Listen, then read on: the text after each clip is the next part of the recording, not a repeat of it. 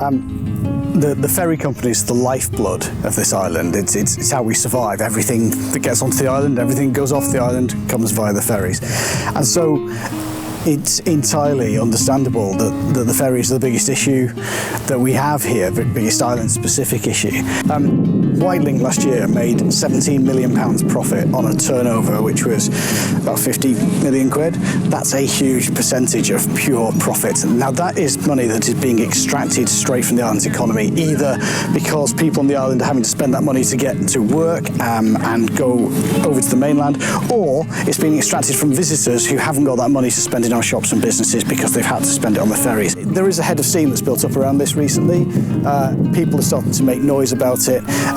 You know when an issue is starting to gain traction because Bob Seeley emerges from Westminster and says, oh, something should be done, knowing full well that his Conservative Party will never regulate a private, profitable company in the interest of the people. That's not what they do.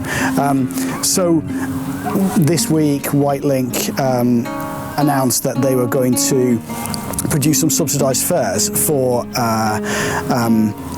people on benefits, and that's great, fine, I welcome that, it's a good idea.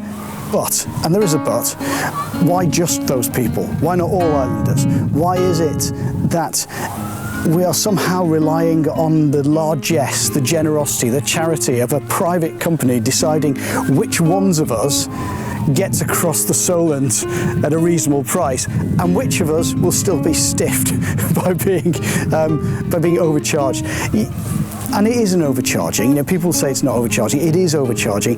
I looked today, before we did this video, I went online, I looked how much would it cost me to take my car to France on a cross-channel ferry. £40 is the answer for a return journey.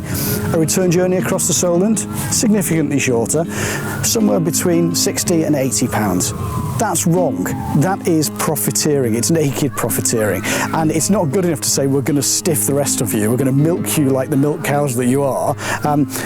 And yet we'll give a little bit back to just this group, and then you're all supposed to be grateful for that. Well, I'm not particularly grateful for that. What I would be grateful for is the right as an Englishman to travel to the rest of England in the same way that all my fellow Englishmen can travel around our country, which is not having to pay through the nose to two private companies whose interests are providing dividends to overseas shareholders.